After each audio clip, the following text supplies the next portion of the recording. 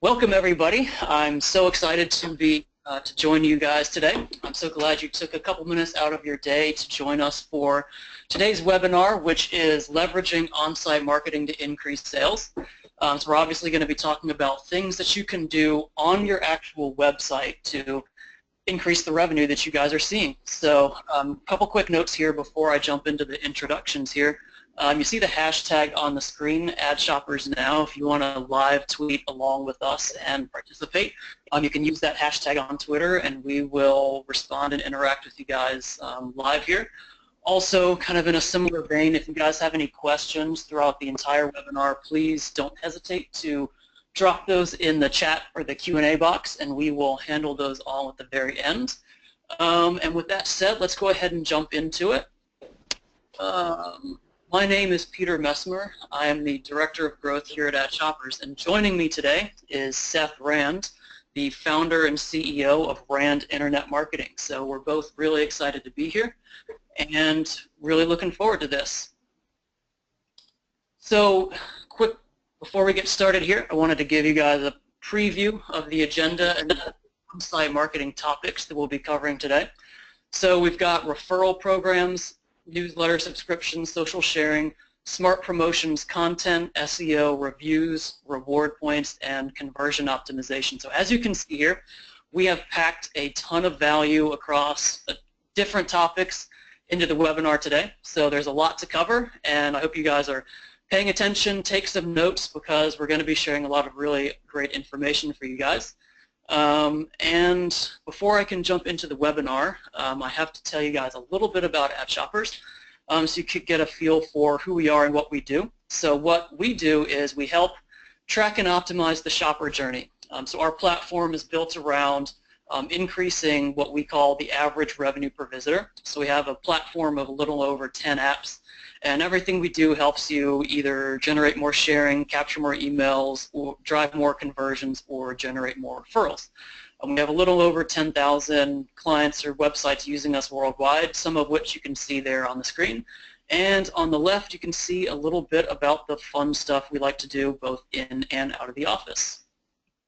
And I'm going to let Seth tell you guys a little bit about Rand. Hi everybody, thank you so much for joining us on the webinar today. As mentioned, my name is Seth Rand, founder and CEO of Rand Internet Marketing. Rand Marketing is based in Fort Lauderdale, Florida. We are an award-winning website design, web development, internet marketing firm. We specialize in the search engine marketing and social media marketing for both lead generating and e-commerce sites. I've been doing search engine marketing for over 14 years now. Google partner since 2007. In 2015, Rand Marketing was named Google Partner All-Stars. We are A+ rated with the Better Business Bureau. All of our work is done in-house, and we have a team of 34 designers, developers, marketers, and support staff here to handle any of our clients' needs. Awesome, thanks. We're big fans of Rand Marketing over here at Ad Shoppers. So jumping into the actual beginning of the content here. So first up, I think it's really important to first kind of understand why we're talking about on-site marketing, and even kind of bring up the distinction of what is on-site marketing versus other types of marketing that you guys are doing as e-commerce marketers or business owners or whatever the case is. So when we talk about on-site marketing, what we're going to be talking about here is things that you have, number one, full control over because they're integrated into your website, which is something that you have just about complete control over.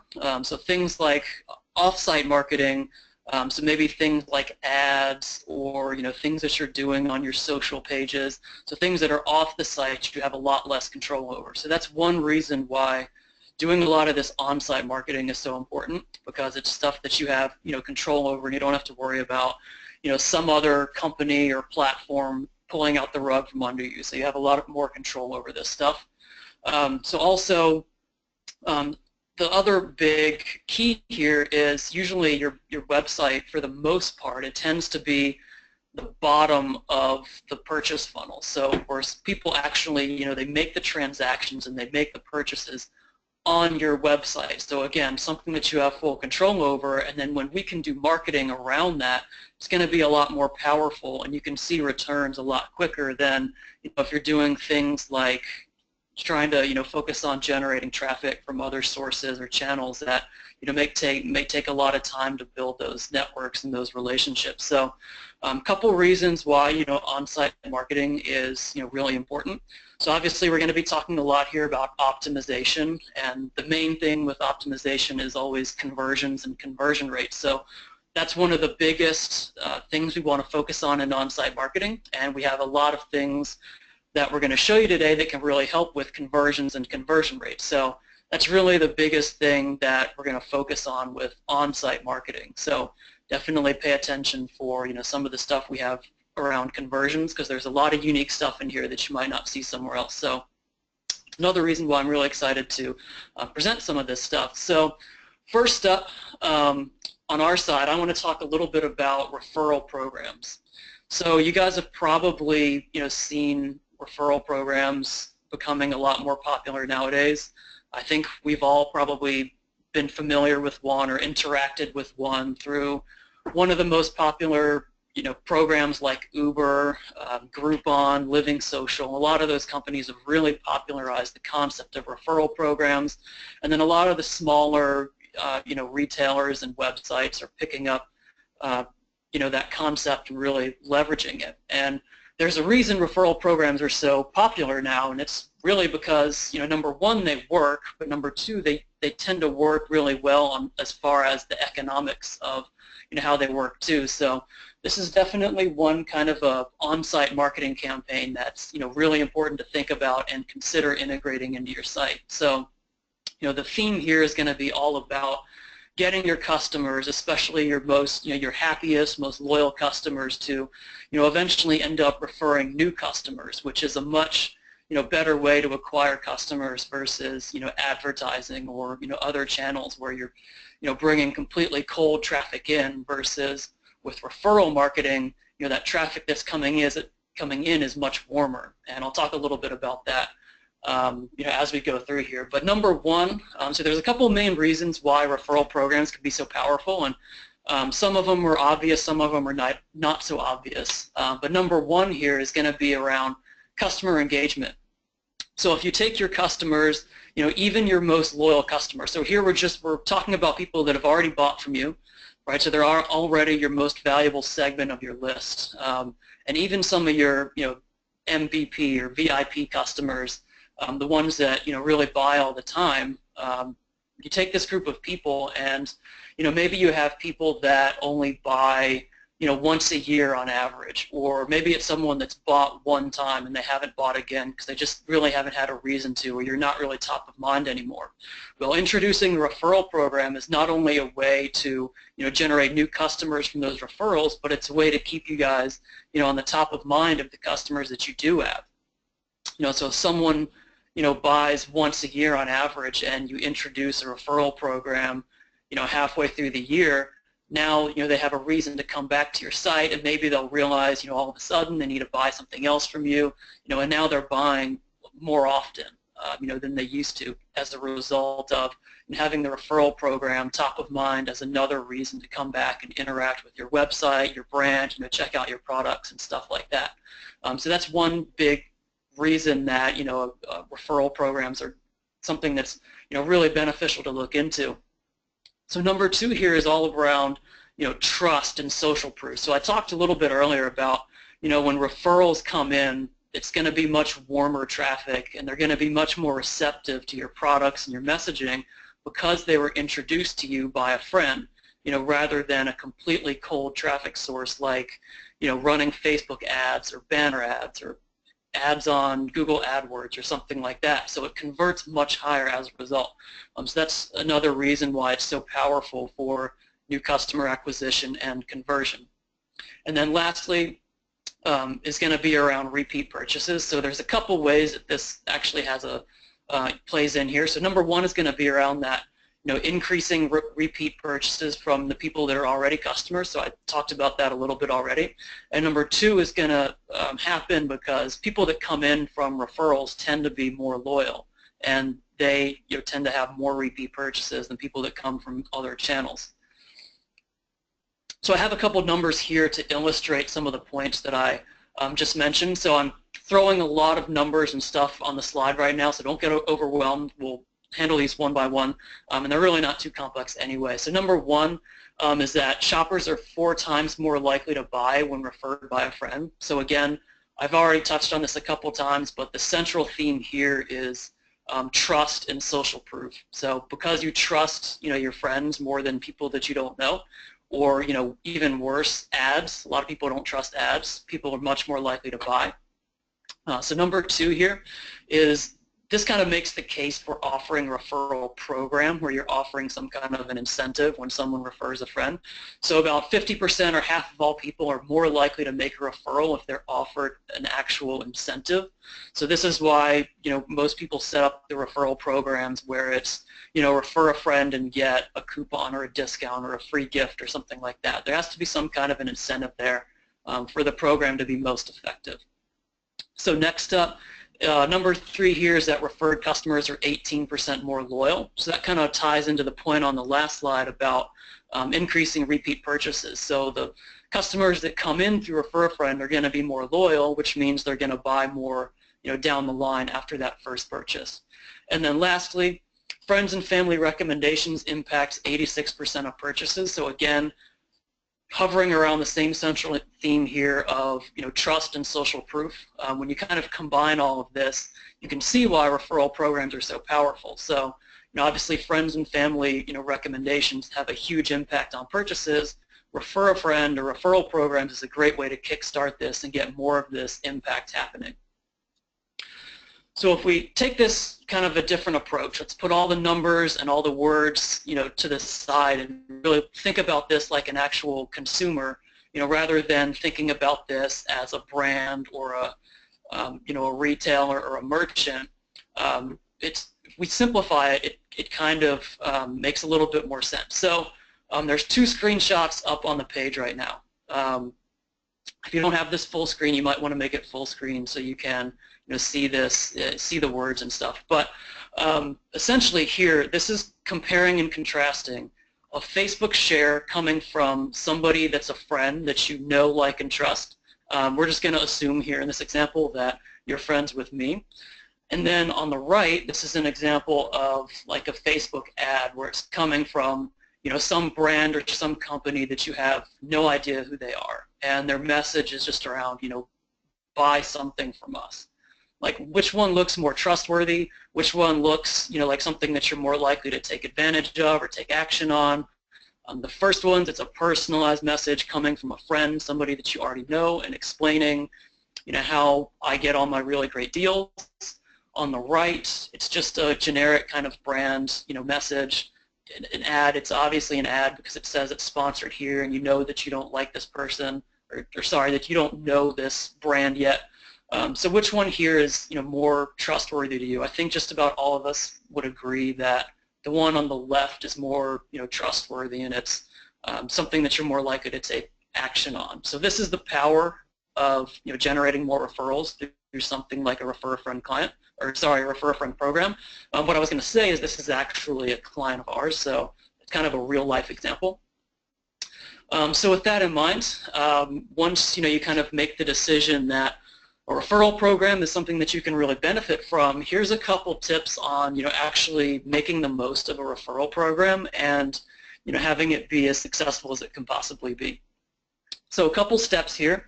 The first is going to be to make sure that your offer is as strong as you can possibly have it. So the key here is to know your customer lifetime value. So if you know how much a customer is worth, not just on that first purchase, but over their lifetime, you know how much of an incentive you can give them to bring in a new customer.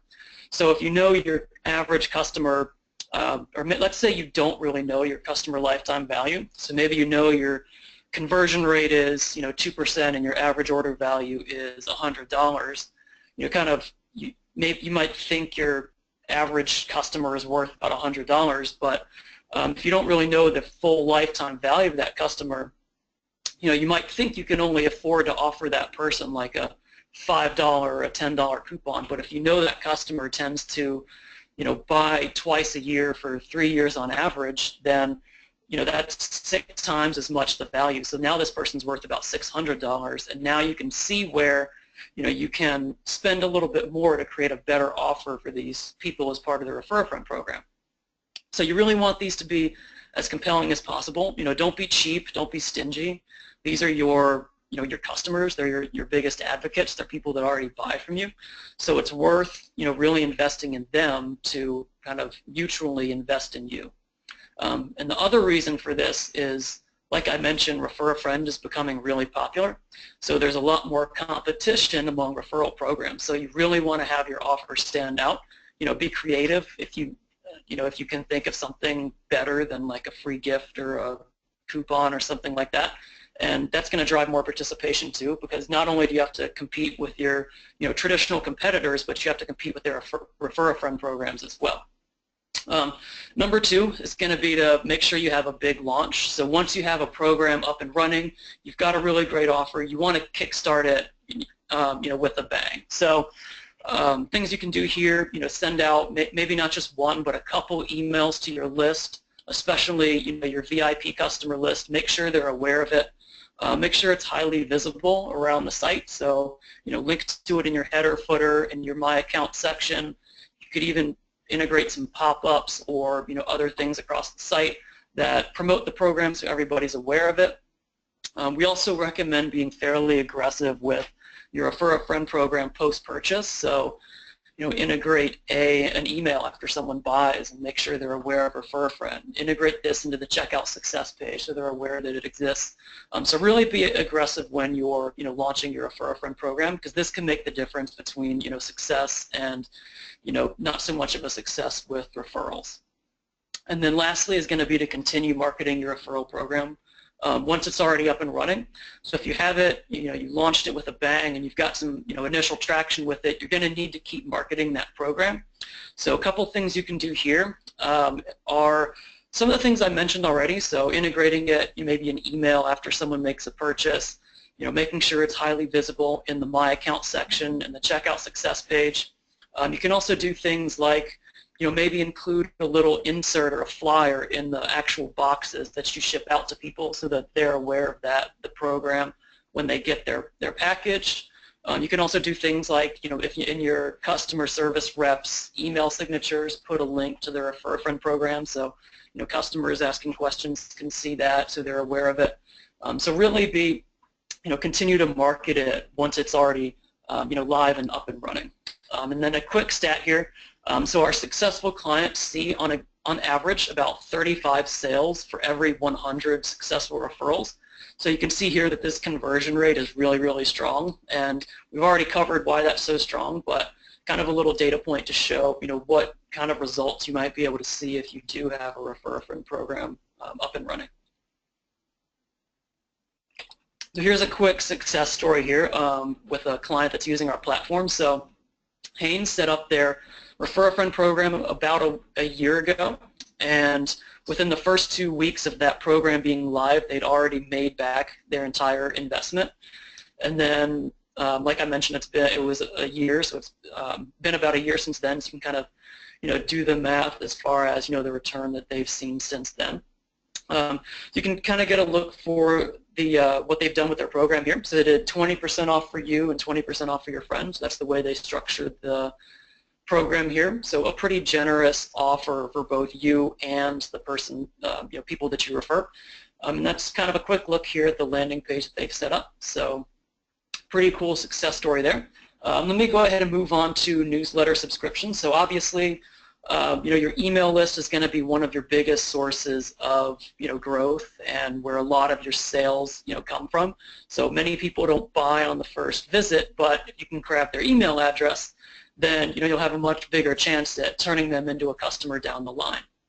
So if we focus on things we can do to grow email subscribers, this will grow the amount of your CRM and the amount of people that you have to market to when you send out all of your newsletters, sales, whatever marketing emails you send out. Number 2 is going to be to increase your brand loyalty. So if you have a strong email marketing program in place and you're focusing on capturing email subscribers, those people are going to be much more loyal to your brand because they're going to really know you before they make that first purchase, or after they make that first purchase, they're going to be used to seeing your name and hearing about you and getting your emails. So it's a good way to focus on loyalty there. And then you can also focus on some strong email marketing, segment out your customers once they make that first purchase, and put them on a different email track specifically around customers, and get them to come back and make their second purchase, which is kind of the key to loyalty there. And the next step is going to be to increase conversion rate. So once you're focused on email subscribers, you can do a couple of cool things. One of which can be around maybe triggered emails based on how people are interacting with your site. If someone maybe abandons their cart, you can send them an email later to ask them to finish their purchase, or if they had any trouble checking out. Traffic from email tends to be the highest converting source. Across our platform, we've actually seen that to be true. It converts higher than any other traditional social source like a Facebook or Twitter. So email definitely converts the highest. So the more emails you capture, the more conversions you should be able to drive. So couple things, couple keys here to success with capturing emails, or if you're already capturing emails, capturing more emails and increasing the percentage that you capture. So the first is always going to be usually around determining the value of an email subscriber. So similar to Refer a Friend, where we determine the value of a customer, here we want to determine the value of an email subscriber. So if you take all of your the revenue that you can attribute to email, maybe from the last year or the last month, and divide that by your number of email subscribers, you should get a feel, at least a rough estimate of how much an email subscriber is worth. And then this will let you know, how much you can offer that person, to join your email list if you want to give away some kind of a coupon or an incentive. The next step here is going to be around segmenting out your traffic and building campaigns that are going to increase the email subscribers that you get. So we're going to look at a couple examples in a second here, but basically what you want to do is take whatever you're doing now to capture emails. So a lot of people do welcome modals that pop up as soon as someone comes to your website. So take something like that and then build campaigns that maybe have a different offer or a different design, or just have different words in them, and see if you can increase the number of people that actually fill out that form. So then run those tests, and when you find winners, you can implement those across your site and increase the amount of emails that you're capturing. And then lastly is going to be to make sure you have your integrations in place. So if you have a CRM, make sure all your emails go there. In your email marketing, make sure those systems and platforms talk to each other back and forth. And that's, that'll just make sure everybody's on the same page and nothing falls through the cracks. So quick, kind of, again, an example of, let's look at this like a customer, not like, a marketer or like a, an actual retailer or a merchant. So, and this is going to tie into one of the tips around how you can capture more emails. But take a look at the example on the left and then the example on the right. So imagine you're on your smartphone and you're presented with this offer. The offer on the left is welcome, join our newsletter to get free shipping, and either log in with Facebook or log in with Google by tapping one of those buttons. The example on the right is the exact same offer, but you have to fill out your first name and your email address and then click the Join Now button.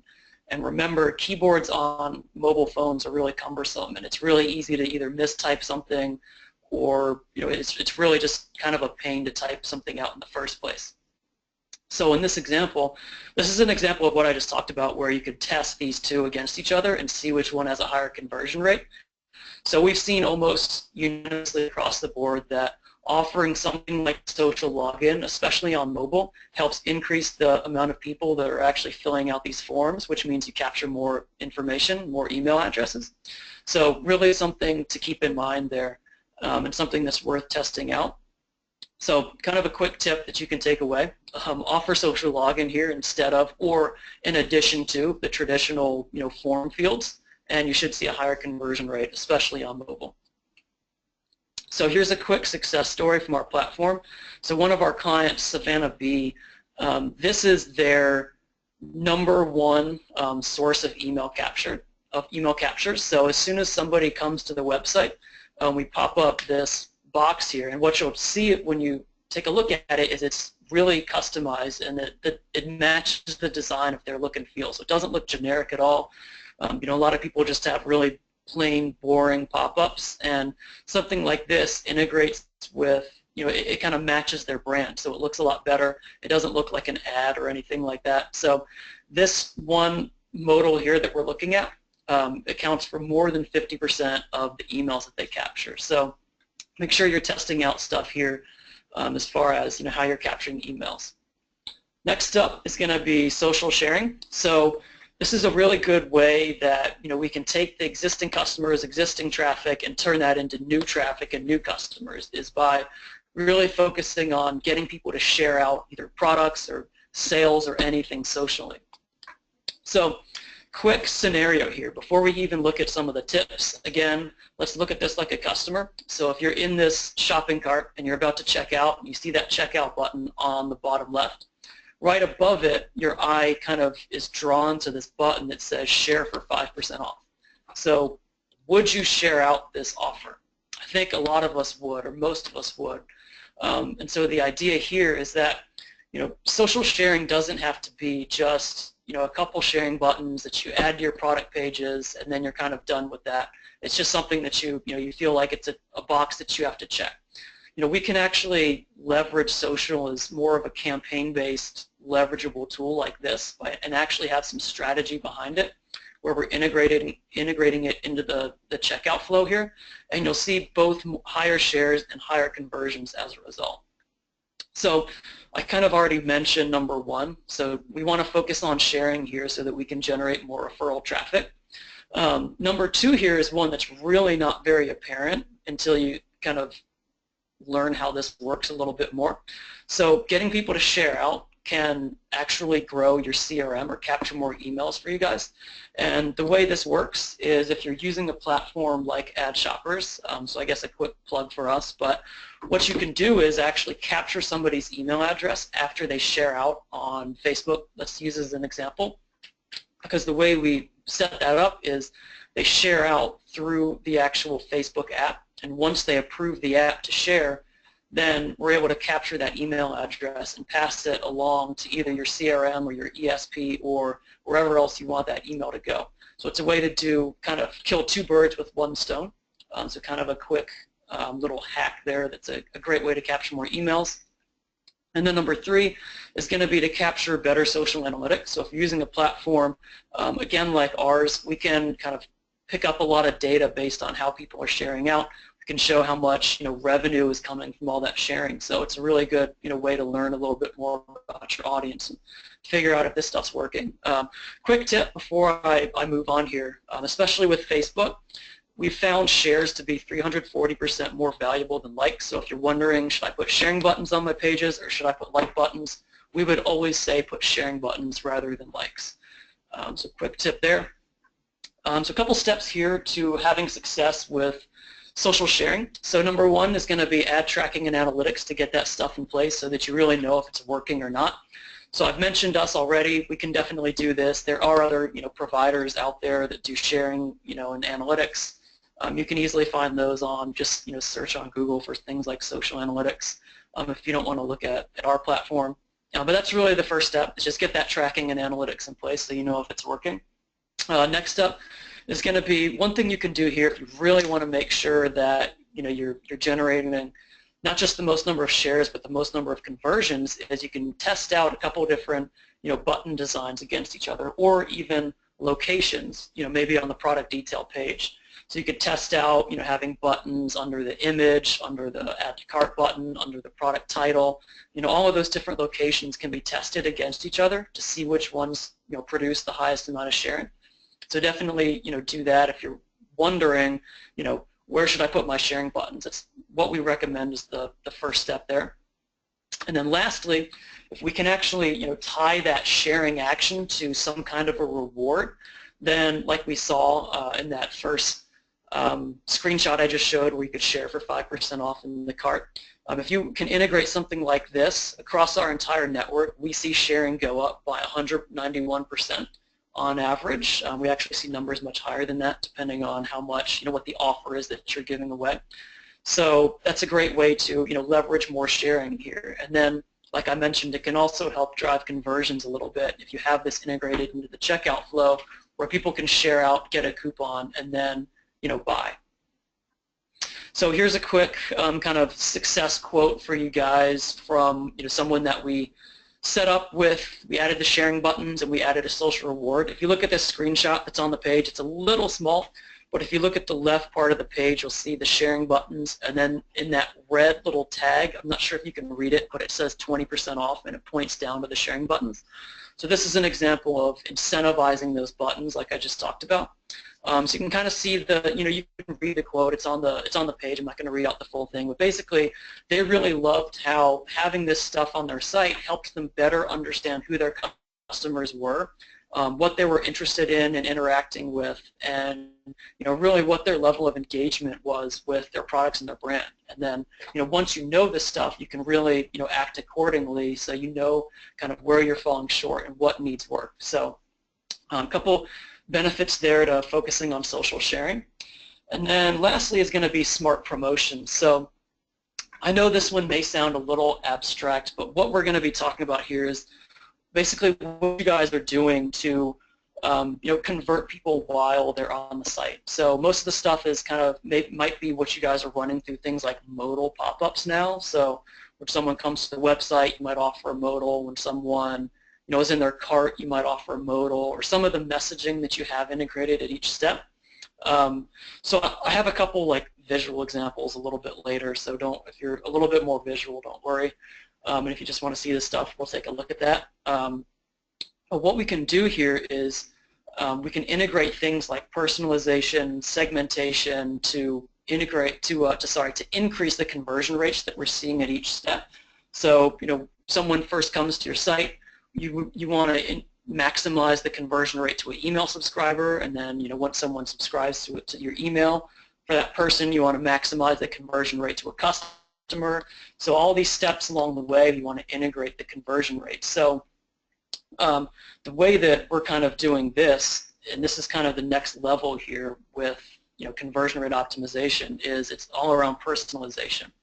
So a couple results that we've seen by highly personalizing or segmenting out our messaging is we've seen 29% increases in conversion rate when we're showing a segmented message rather than a standard generic unpersonalized message to first-time visitors. So this could be something as simple as, let's say we pick up that someone's coming from Pinterest. We could serve up a modal that says, Pinterest exclusive offer, or welcome from Pinterest, or something like that. That little segmentation can increase conversion rates up to 29%. Number two is going to be, this stuff lowers cart abandonment. So when using personalization and abandonment targeting, so modals maybe that fire when someone goes to abandon their cart, we can increase conversion rates there by around 10%. So that's really powerful.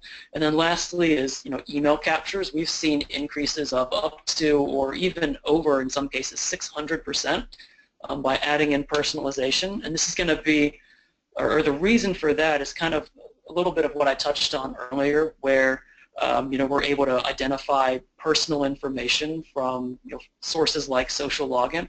So we might know someone's email address before they even come to the site, and then we can pre-populate that in that modal, so it's a lot easier for someone to fill out that form. So the main thing to keep in mind here is personalization and segmentation. So a couple steps to leverage this stuff here. So the first is going to be actually getting this personalization data in the first place. So collecting data using social login is one really powerful way that you can do that. So if you go back to the example, if you think about the one where I showed that modal, the comparison on mobile of signing in with Facebook to get the free shipping offer, or filling out your first name, last name, and email. Not only is it easier for customers to fill out that form because all they have to do is tap or click one button, but you actually get more data on the back end as well. So we can grab, let's say someone does log in with Facebook, for example, we can grab first name, last name, birthday, and profile picture, for example, and that's all data that we can use to personalize our messaging and our modals. So then using all that that data is where we're moving on to step 2 here. So we can segment out traffic, and then we can also personalize the messages that we're showing to people depending on that data that we have. So things like I mentioned, name, birthday, things like that. And then segmentation could be done based on the most popular is traffic source. So if someone comes from Facebook, we could show a different message than someone that comes from Pinterest or Twitter or email, for example. And then lastly, it's going to be around the way you're actually offering people things. So if you are using coupon codes, maybe you're giving away $10 off your first purchase or something like that. We always recommend using unique coupon codes so you don't have to worry about that leaking out to any of the coupon sites or people sharing coupons that shouldn't be getting them. So definitely keep that in mind here. So again, another example of what looks more interesting. You can kind of guess which one is going to convert higher, but look at the one on the left first. So this is what you're used to seeing. When you go to people's websites, you may even be doing this already. If it looks eerily similar to what you're doing, then maybe the example on the right might be something to look into to increase conversions. But in this example, really standard, really generic messaging. You're just saying, welcome, get 10% off by joining our newsletter. Toss in your email address there and hit subscribe. On the right, we've been able to identify this person's name and profile picture. And the messaging is a little bit targeted as well. And all they have to do here, because we know they came from Facebook, is offer them a Facebook login instead of the actual email form where you have to type it out. So this is going to have a higher conversion rate for a couple of reasons. Number one, it's really highly personalized. And number two, it's less steps. All you have to do is click a button rather than fill out a form. So quick note here, a lot of times people ask about, the name or the actual image, and they get a little put off by it. You don't have to get quite that personalized if you don't want to. We've actually seen really good results with doing it. It's not, haven't seen anything negative, but if your crowd or your audience is a little more conservative, we can always do different things there. So quick kind of success story here. So one of our clients integrated this kind of personalization, and they captured over 600% more emails, and they increased conversion rates to actual purchases by almost 16%. So that's kind of an example of just how powerful this personalization can be. And this is really why we see personalization and segmentation as the next generation in on-site marketing and increasing conversions. And now I'm going to go ahead and toss it back over to Seth to cover a couple more points. Thank you so much. So you've heard a ton about on-site things that you can do, ranging from the segmenting data and lists and email marketing and how to personalization, segmentation, and these are all great things that absolutely can improve the conversion rate of your website and the user experience and such. But there's other things that we want to talk about. On-site search engine optimization and other recommendations. So if we go to the next slide.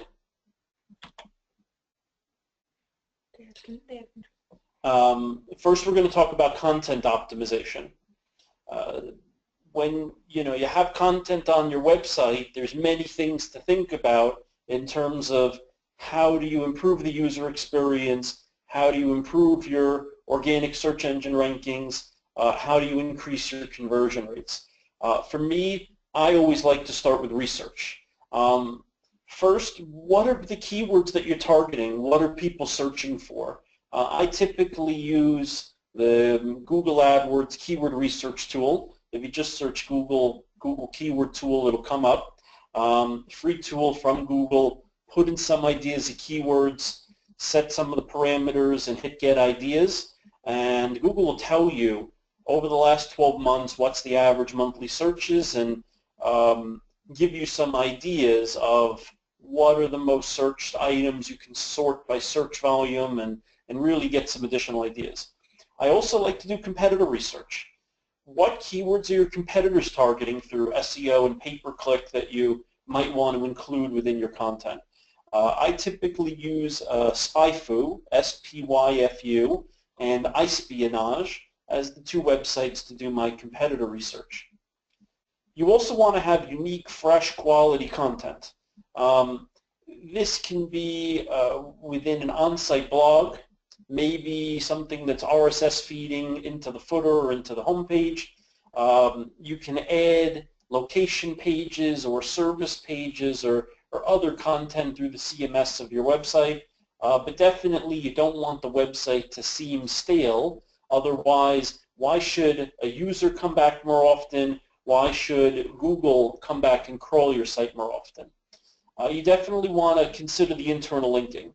So when Google is considering you in terms of SEO algorithm and where you rank, they're looking at the links on your own website and where they're placed and the anchor text of those links. So the links in your menu bar, the links in your footer, the links within the content of a services page or an on-site blog post, and what is the phrase, what is the anchor text that's linking into what page. And so that absolutely has a factor in the ranking. You'll see that often on, let's say, a Wikipedia, where they're linking to where they're getting that stat or fact from that they're mentioning. So that's definitely some of the things that you want to be considering.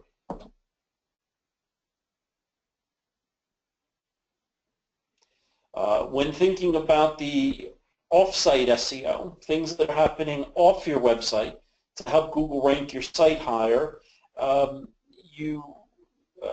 there's many things that Google factors into its algorithm, and every 6 months to year, Google's making a significant algorithm change at this point. The backlink profile to your website is important for SEO because Google and other search engines are taking this into account and factoring it into your search ranking. What are some examples of how to get this? First, I want to go back to research. If you've identified your competitor sites that you would plug into SPYFU or iSpionage to figure out what keywords they're targeting, within Moz tools, M-O-Z, there's a tool called the Open Site Explorer. And if you put in your competitor's website address, it will tell you who's linking to that site and potentially give you some really good ideas of, hey, these are the sites linking to my competitor that's helping them get their better SEO ranking. Maybe we can identify some of them that we can contact and hopefully get to link to us. Some of the other places that we can get links from are off-site blog posts. For example, you can set up free off-site blogs on sites like Blog or Blogspot, WordPress, Tumblr, and other places. Articles, so becoming a contributing guest blogger or a contributing author to high-ranking industry-related sites. For me, examples would include Entrepreneur Magazine, Forbes, Search Engine Watch, Search Engine Land, Search Engine Journal, Social Media Today, Website Magazine, Visibility Magazine, some that are a little more general like Huffington Post or Business.com, but getting those types of sites to link back to us, also through press releases, and getting those press releases distributed through Business Wire, PR Newswire, PR Web, Newswire.com, and other sources where it gets distributed to thousands of media outlets, hopefully picked up by 100, 200 plus of them. Some of those have no follow tags, but it still helps. You also want to look at the links that you may have to your site from previous SEO efforts. There's a tool we use, Link Research Tools is what it's called. And we'll use that tool to identify spammy or high-risk links that may be linking to your site and actually hurting your rankings as opposed to helping them. I think of it like a ball and chain to your ankle. No matter how much you get healthy and lift weights and get in shape, if you've got a ball and chain tied to your ankle, you're only going to jump just so high. how do we get rid of the bad stuff so you can really benefit from all the good stuff? You also have video optimization. So when you create a video, whether you shoot it with your iPhone or digital camera or it's done professionally, you know, putting those videos up on YouTube and Vimeo, using the keywords within the words actually being spoken in the videos is more important today than ever. But also, the file name of the MP3, MP4 file, name it with the keywords before you upload it, the title of the video, the description of the video, the tags on the video. I can tell you YouTube is factoring in the written description of the video less than it used to. But one really cool fact about the video SEO is that often a couple hours after you upload a video to YouTube, it'll already be coming up in the Google and YouTube search results. So it's definitely a faster process than traditional SEO. And then social media. Obviously, you've heard a lot about social media already today, but from an SEO standpoint, the more interaction, the more engaging that you are, not only getting more likes and follows, but getting more retweets and repins and shares. That social interaction will absolutely benefit your SEO. Google's not looking quite as much at the closed stuff. So like some of the things happening on LinkedIn or things you have to be logged in to see, but anything that's public, you know, Google should be indexing off Facebook, off Twitter, off Pinterest, certainly off Google Plus and such. Now we're going to talk a little bit more about on-site SEO. I've been doing on-site SEO for 14 years. I've probably coordinated it on over 1,000 websites. So whereas the off-site SEO has changed tremendously, there was a big shift in on-site SEO a few years back, but overall it's remained pretty steady over the past few years. Some of the things to consider with on-site SEO. First, let's talk about the website itself. Is your website mobile friendly, mobile responsive? Does it load quickly? Is it clean HTML, CSS, JavaScript? Is it clean code?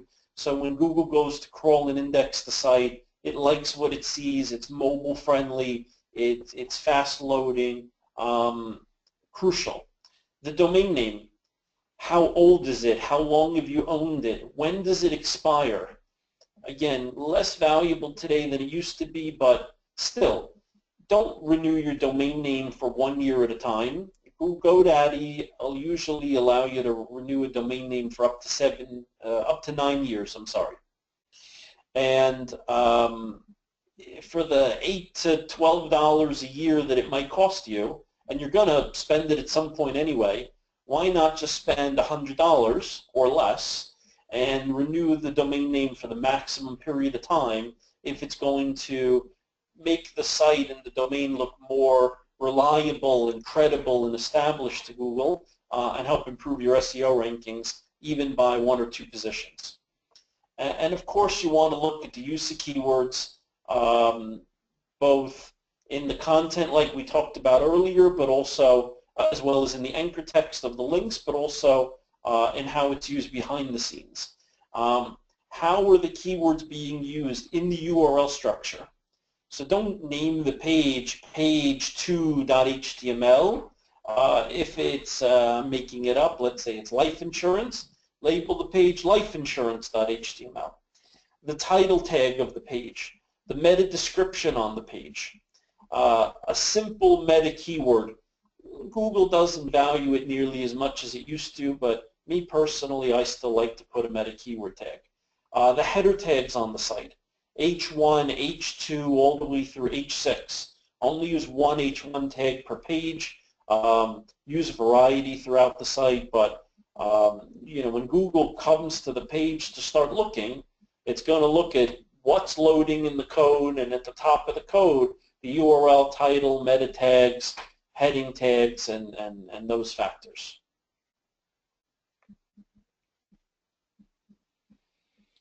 I already talked about a little bit about the URLs. When we're talking about e-commerce or a larger website that's got more hierarchy, you want to properly set up the category pages, the subcategory pages, so that way all of that's within the URL. So let's just say we're selling sporting equipment, and so the category is baseball equipment. The subcategory is pitching equipment, and the product is the pitching machine that automatically throws the balls like in the batting cage. And so then Google's going to see both the category, the subcategory, and the product all within the URL.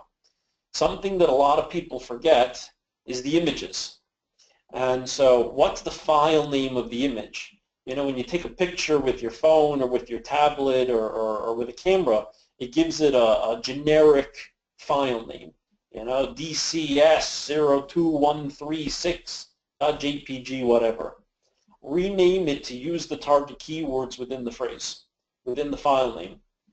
Then you want to put an alt tag, which stands for alternate text tag. And you want to put an alt tag with the keyword phrase on that image as well. They're not really used from a user standpoint anymore, but Google's still going to crawl and index it. A little note, do not use more than 3 identical alternate text tags on the site at the same time.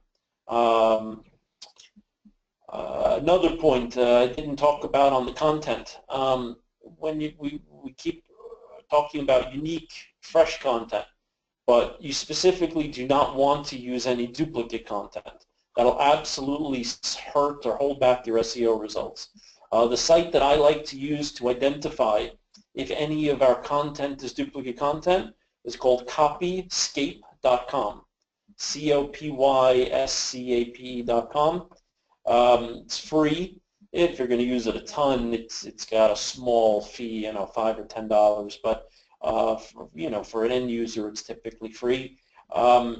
And don't just look at the home page. If let's say that you're a retailer and you have an e-commerce site and you're getting the product descriptions from the manufacturer, you definitely want to run those tools on a couple of your product pages and see what comes up. From a technical standpoint, you want to have an XML sitemap that's going to be submitted through Google Webmaster Tools. You want a robots.txt file that'll tell Google, hey, don't crawl the admin section of our site. Don't index these PDFs, whatever it is, so Google isn't indexing the wrong stuff. If you have former URLs or you upgrade websites and the URLs change from the old site to the new site, you want to set up 301 redirects. Obviously, if you're selling e-commerce, you want the checkout process to be secure with an SSL certificate. But last year, Google announced that making the entire site secure will help improve your SEO rankings. I do not recommend doing that yourself, as there could be something that goes wrong and hurts the site, but definitely something to consider if you want a little boost inexpensively. I typically get my SSL certificates from GoDaddy, but definitely there's alternative sources from higher fees. Look at any coding errors. I use the W3C validation tool to crawl the site and look for any potential coding errors. Broken code certainly can hurt your SEO rankings as well as your load time and security. For sure, you want to make sure that Google Webmaster Tools is set up and installed and verified. That's crucial. SEO 101 right there. You also want to make sure that Google Analytics, of course, is set up and integrated into the website, and that you've enabled goal tracking or e-commerce goal tracking. Those are free tools, and like I said, SEO 101, even if you're not doing traditional SEO, absolutely you should have Webmaster Tools and Analytics set up and installed. 2 newer technologies to consider. One is schema.org. That's where Google will actually put an answer to a question right at the top of the Google search results above the traditional SEO rankings. So let's say you ask a question, when is Memorial Day 2016 question mark? I bet that you'll see an answer at the top of the Google results above any SEO rankings. I highly recommend this for sites that have a lot of extra information like FAQs and any kind of calendars or holidays, or like a WebMD, for example, is a perfect fit. Anything with that kind of information. AMP is the other newer technology. It stands for Accelerated Mobile Pages. If you search Google, you know, AMP or Accelerated Mobile Pages, it should come up. I know that there's an extension already available for WordPress. Some of the other platforms are still working on it, but again, another technology to keep an eye on.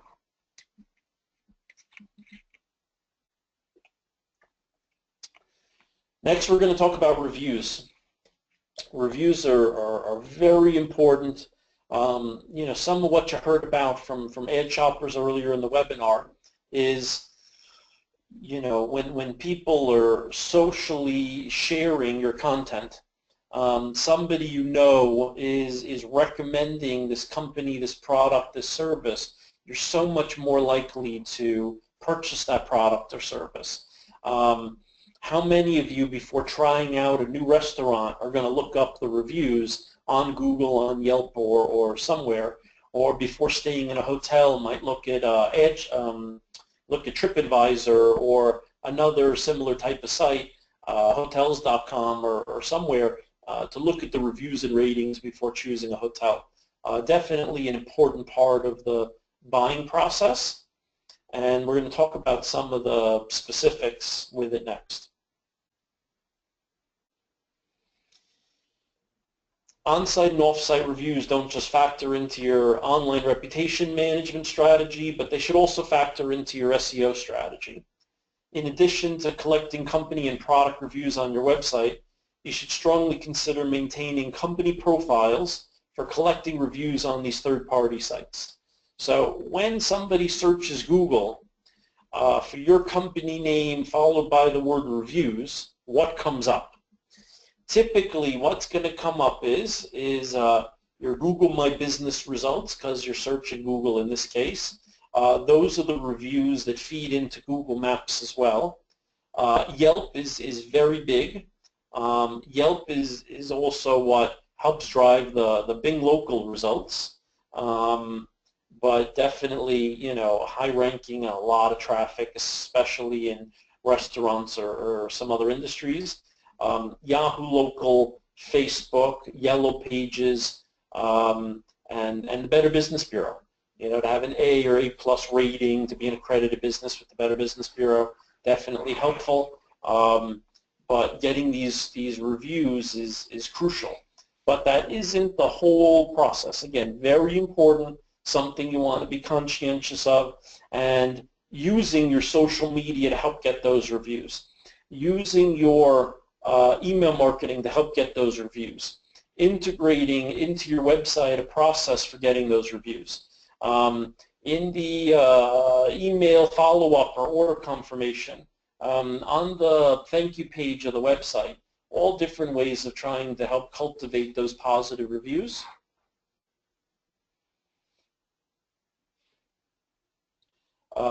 There's definitely such a thing as review signals. Review signals such as review quantity, quality, velocity, and diversity are among the signals that are most likely used by the search engines. How many reviews do you have? Is it 2 or is it 200? How frequently, how often are you receiving new reviews? Is it once every 6 months? Is it once a month? Is it once a day? What's the diversity in them? Is it the same person that posted a review on 6 sites? Are all the reviews getting posted from the same zip code or the same IP address? You know, Google's looking for legitimacy and accuracy and reliability. you definitely want to, look at the third-party review sites. So, not just Google Maps, Google My Business, but some of those other ones like Yelp and Yellow Pages and the BBB that I mentioned earlier. The volume of testimonials and reviews. So not just the quantity and then velocity and diversity, but volume. Quantity of native Google Maps reviews with text, and is the product or service keywords used within the reviews. If they're just posting a review saying, I like this company, they're good people, obviously it still helps, but it doesn't help as much as saying, I bought a Razor scooter from, this company, and it's been the best scooter, and I received it, it was shipped early, and there's, the more details that are in it, the more it uses the keywords, the more beneficial it may be. One last point I want to add on the reviews is that with certain platforms, once you get to 30+ reviews, those star ratings, those reviews will feed into Google AdWords and help your click-through rates, which lower your quality, increase your quality scores and lower your cost per click. So although we're talking a lot about SEO, definitely getting those positive reviews and 30+ especially will absolutely help your Google AdWords.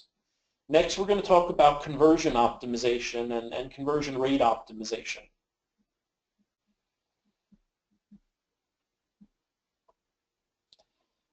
There's many different ways to increase your conversion rates.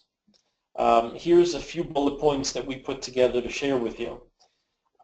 Something we mentioned earlier, real important to SEO as a whole, so it's part of the Google algorithm, and it affects your conversion rate, so it's doubly important.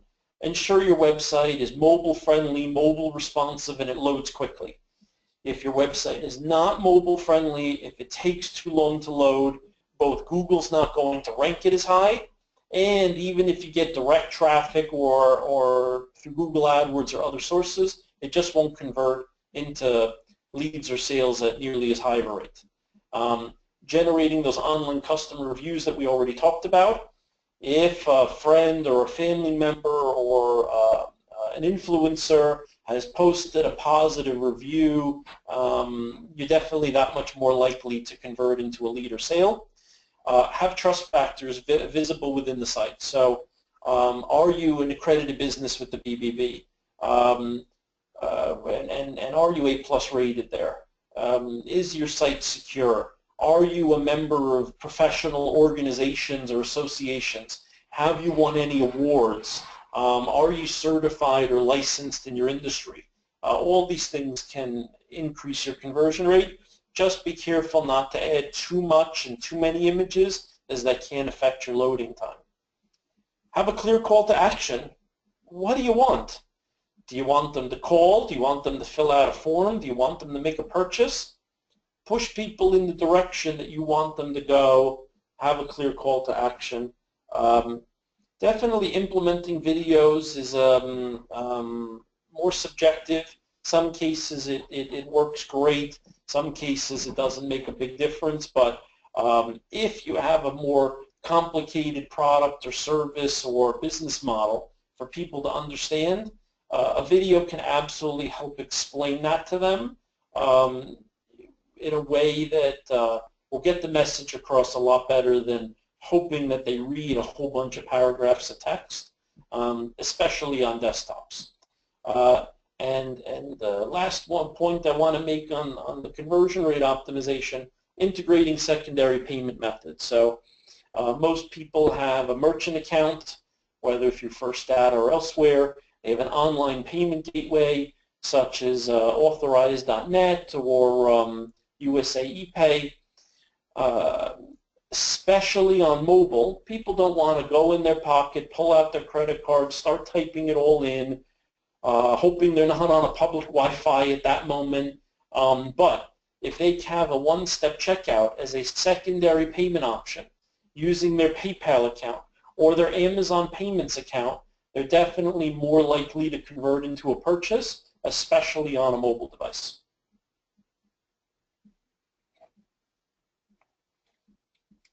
One success story that we prepared for you today, and of course there's many others we'd be happy to share, but one success story we can mention is Night Owl Security Products.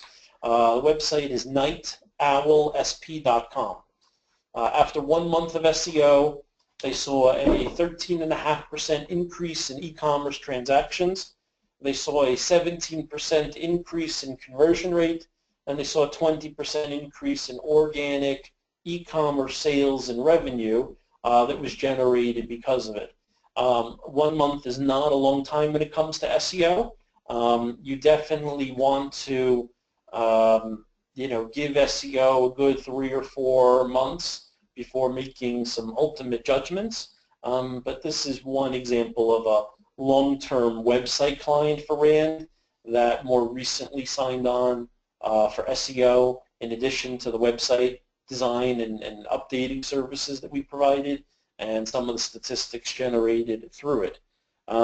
Some of the things that we did for Night Owl that helped create the success story, certainly the on-site SEO, optimizing those title tags and meta tags and heading tags and keyword density ratio and alt tags and internal linking and such. We helped add to the site and optimize some how-to videos and other useful videos. We added lots of valuable content on the product pages where it was a little skimpier before we got there. We helped work with them to create advanced reviews and integrate some Q&A for each product. And we helped work with them to add more articles into their knowledge base. And so adding more keyword-rich content to their website that Google would think is valuable because they would think it's valuable to a user.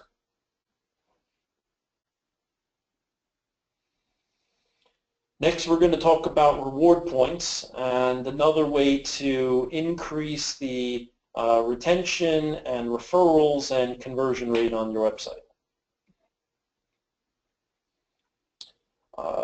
Rewards points can provide customers with an incentive that other merchants aren't offering. They can earn customer loyalty as they want to earn and use these points. You'll stay top of mind by reaching out, such as gift birthday points to customers, and you can incentivize customers for joining your newsletter, creating an account, etc. It's really about how do you get your existing and potential customers to keep you top of mind, use your site more often, come back and make purchases more often, do the actions that you want, like signing up for the newsletter or other things, and refer you to other people with the hope of earning those additional rewards points.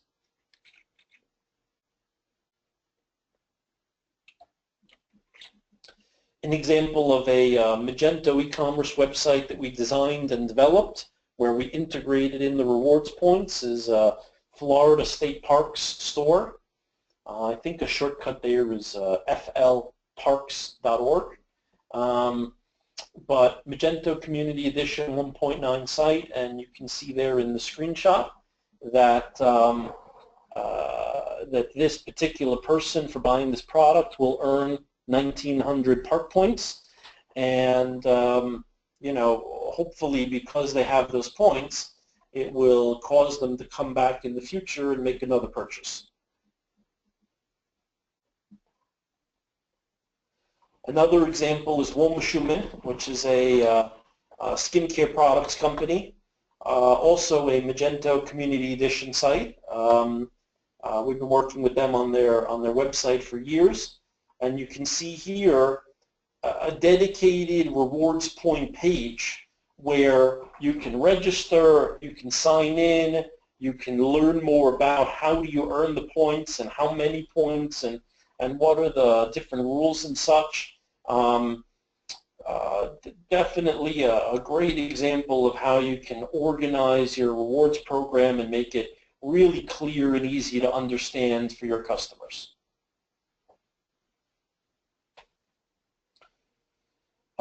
In summary, you want to do a few things. Number one, you want to do your research. I always emphasize this. Your keyword research, your competitor research, Moz Tools, Open Site Explorer, SpyFu, iSpionage, Google Keyword Tool. Number two, you want to make sure your tracking's in place. Ad shoppers, Google Webmaster Tools, Google Analytics, setting up goal tracking and e-commerce goal tracking within analytics, just crucial. Number three, you want your website to be mobile friendly, hopefully mobile responsive, and you need it to have clean code, load quickly, good call to action, and you don't want to just worry about, and of course all the standard on-site SEO things from URL structural, title tags, meta tags, heading tags, fresh content, optimizing that content. But don't just worry about driving the content, worry about now that they're there, how do we get them to buy more? How do we get them to convert into sales at a higher rate? How do we maximize those opportunities generated? And don't forget about social and email and all these other opportunities that are available to drive the traffic and get them to come back buying more in the future. All right, awesome. Thank you, Seth. There was so much packed into that. I think that was really valuable. Again, everybody on here, I guess I didn't mention this yet, but you will be getting the recording, so it might be worth going through this again because there's a lot of nuggets in there that will be worth reviewing a second time. So real quick, here's the summary of everything that we looked at today, just so you guys can see that again before we move on to questions. So if you do have any questions, we're going to be taking those now, so go ahead and get those in while we have time. So here we go. What I'm going to do is I'm looking through the questions that we have already, and there are a couple that look like they'd be better for Seth. So I'm going to pose those first, just in case you want to jump off after these couple questions, because I know we've gone a little over here. So first up, this question says, I run a large e-commerce store. We already have around a dozen marketing technologies implemented. What are the best steps we should take in evaluating our existing software? That's a great question. The first thing I would look at is, are you actively using all of those marketing technologies that you have? Sometimes we see something, it looks great on paper or in a demo, you get it, you sign up for it, or you get it installed, and you just don't actually wind up using it. You don't have the time, you don't have the labor. So identify, are there any ones that you're not actively using that maybe you shouldn't have. The second would be, are you getting a return on investment on all of them? Is there a monthly fee? Is there an annual fee? Is there a labor investment into it? Is it an hour a month? Is it 10 hours a month? And so whatever your metric for success is and return on investment, I would just pose that question for each of them. And thirdly, is that marketing software up to date? If it's a plug-in module extension for WordPress, WooCommerce, Magento, PrestaShop, or other platform that does not automatically upgrade, is it up to date? Is it an out-of-date plugin or software can be a security risk these days. So are you using them actively? Are you getting a return on investment? Is it up to date? Are there any security risks? Those would be the first three questions I would look at and consider when determining, do you need to keep all those softwares? Can you reduce your monthly or annual marketing software expense by eliminating a few of them? Sounds good. I think that makes a lot of sense. So next question here again for you, Seth, and then I'll answer a couple. What on-site review platforms do you recommend? It's another great question. And for sure, you want to look at the ones we listed earlier from BBB, Yelp, YP, and such in terms of making sure that those have 4- and 5-star positive reviews. In terms of a third-party review software technology that I like, Yotpo, Y-O-T-P-O, we're a big fan of. They've got an amazing relationship with Facebook. They keep expanding and improving their technology. Great one. We've worked a lot with Shopper Approved. Here at Rand Marketing, we actually have a Shopper Approved account and have multiple clients with it. I've used Shopper Approved. Once you get 30 positive reviews, how that 4- to 5-star rating feeds into the Google AdWords ads, and I've seen it improve click-through rate. We've also worked with FIFO, and Trustpilot is a couple other ones to consider. Some are less expensive but are a little simpler in scope and functionality. Some are a little more expensive but have expanded feature ranges. So you just have to do the demos and see which one's the best fit for you and your organization based on budget and how you plan on implementing it. But those are definitely the ones I would consider first. Sounds good. Also, to kind of echo that, I think all the platforms Seth mentioned are really good, but I will say FIFO is one that we work with as well, so I can say that's definitely a good one to look into if you're in the market for review platforms. A couple other questions here that I can go ahead and handle here. So I'll start with a pretty simple one. So how many different options should I have for social login? So this is a pretty simple one. If you remember back on the slide, I guess it's been a while now, but I had a little tip on there that says Facebook and Google account for 90% of all social logins. I think the specific breakdown is Facebook is 57% and Google Plus is 33%. So I always recommend just having those two options for social login. You don't really need any more because that's going to cover just about everyone. If you happen to be B2B, you could always add in LinkedIn because about 5% of people use LinkedIn. It's much higher if you're only looking at B2B, but that's looking at everybody. So that's what I would definitely recommend for social login. Another one here, what do you think most e-commerce stores value each email subscriber at? Obviously, the real answer here is going to be it varies, and while that doesn't tell you very much, I think for most people it's going to range anywhere from, I would say about probably 75 to 80% of all e-commerce stores. It's going to be somewhere in the range of $5 to $20 or $25 as far as what is each email subscriber valued at. So obviously, it's going to depend on things like your average order value, your conversion rate, and stuff like that. But I think that's a pretty good, average just across the board if you want to just have a number to think about. And again, it's going to depend on your number of repeat purchases, your average order value, conversion rate, and all that stuff. So I hope that makes sense. I wish I could give you a better number. Maybe if you put in your industry, could give you a better estimate. But hope that makes sense. And then here, so this is the last one that we have right now. If you do have any questions that haven't been asked yet, go ahead and put those in now before we wrap up here. So this one is, which of these strategies should I start with? So that's kind of one that could be a really long, convoluted answer, but I'm going to try and keep it really simple. Honestly, assuming that you have an e-commerce store, you're up and running, you've got all your products, up, live, product detail pages, your checkout's up and running, everything's in place, inventory's plugged in and all that. Probably I would start with two. Number one would be the reviews. Building up those, the reviews and trust factor is going to be huge, and that's really should be one of your first initial priorities. So I mean, give away discounts if you need to get people to give reviews, because those are just going to pay off many, many multiples in the long run.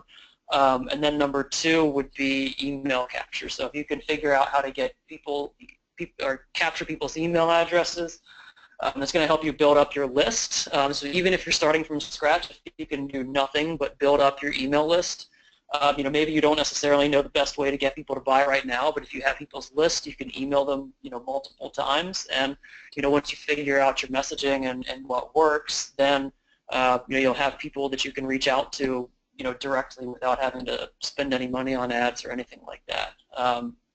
So that's what I would say are the first two strategies to start with. If you want to toss another one in there, I would just say SEO as a whole, because that's a really long-term game. So the earlier you can get started on something like that, the better you're going to see a payoff in the long run. And that is all of the questions. I hope that was a decent answer to the last one. It was kind of broad, and that could really go into much more depth, but I kind of wanted to keep that short and simple for you guys. So that's it. Again, if you have a question, you have about 30 seconds to put it in before we wrap up.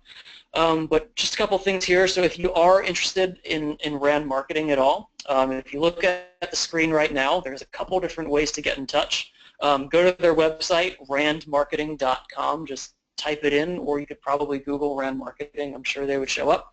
Or, if you're interested, you could email Seth. His email address is on there. As far as we go, you see my email on the screen here on the left, so let me know how you enjoyed the webinar or get in touch with any questions. If you are interested in learning a little bit about our platform, the best step would be to join an upcoming live demo. So we host them every week, and we'll give you a really quick introduction to our platform and all of the apps in about 20 to 30 minutes. So you can just sit back and watch the demo. You don't have to actually talk to anybody yet if you're not you're not ready for that. So you see the link on the page, adshoppers.com/live-demo, and that'll put you on the schedule of the live demos. You can register for one that works. And anything else, I think we are just about done here. So thank you so much, everybody, for showing up and sticking around a little bit over time. And we'll be sure to get you guys out the recording here as soon as it's up and available, so you can watch it again and take more notes down. And that is all. Everybody have a wonderful day, and thanks again for showing up. Thank you. Cheers. Bye, everybody.